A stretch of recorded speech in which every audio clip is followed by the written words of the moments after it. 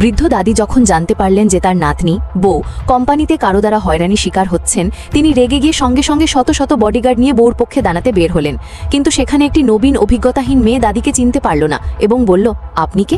আমাকে প্রশ্ন করার সাহস কিভাবে হলো?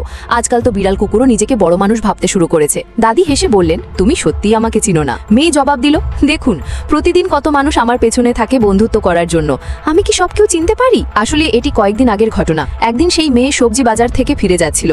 তখন সে দেখল বৃদ্ধ দাদি কোনো কচরা ডিব্বি ঘেটে কিছু খুঁজছেন। মেয়েটি ভেবেছিল এটি একটি দরিদ্র বুলি এবং দয়া দেখে তাকে খাবার খাইয়ে দিয়েছে। দাদি মেয়েটির সৎ হৃদয় দেখে খুব খুশি হলেন এবং মনে করলেন, এই মেয়ে কিনা আমার নাতনি বউ হোক।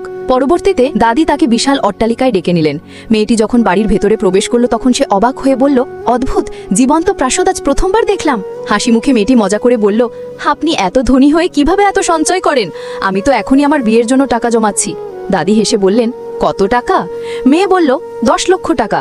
দাদি খুশি হয়ে বললেন, সবই তোমার জন্য। তারপর দাদি তার চাকরকে বললেন অনেক গহনা ও দামি কাপড় নিয়ে আসতে, কিন্তু মেয়েটি তার দাম দেখে তা অস্বীকার করলো। দাদি জিদ করলে মেয়েটি বাধ্য হয়ে একটি সাধারণ আংটি বেছে নিল। জানতো না সেই আংটি কোম্পানির আসল মালকিন হওয়ার প্রতীক। দাদি মনে খুব খুশি হলেন।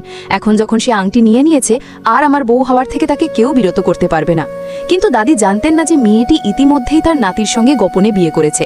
নাতি দাদির কাছে বিষয়টি লুকিয়ে রেখেছিল, কারণ সে ভীত ছিল দাদি মেয়েটির দরিদ্রতা দেখে তাকে অপছন্দ করতে পারেন। পরের দিন মেয়েটি কলেজে ভর্তি হতে গেলে হঠাৎ লিফটে তার নতুন স্বামী, যিনি কোটিপতির মালিক, এর সঙ্গে মুখোমুখি হলো। তখন সে জানতে পারল যে তার স্বামীই মূলত কোটিপতি।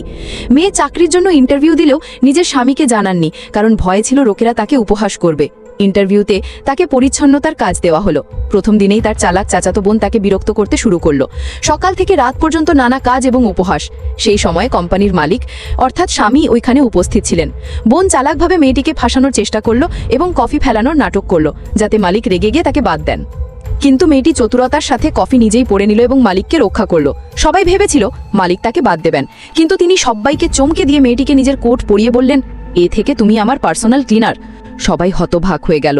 ধীরে ধীরে কোম্পানির লোকেরা মেয়েটির আসল পরিচয় জানতে লাগলো। আর বোন এবং অন্যরা তাকে কলঙ্কিত করার চেষ্টা করতে থাকলো।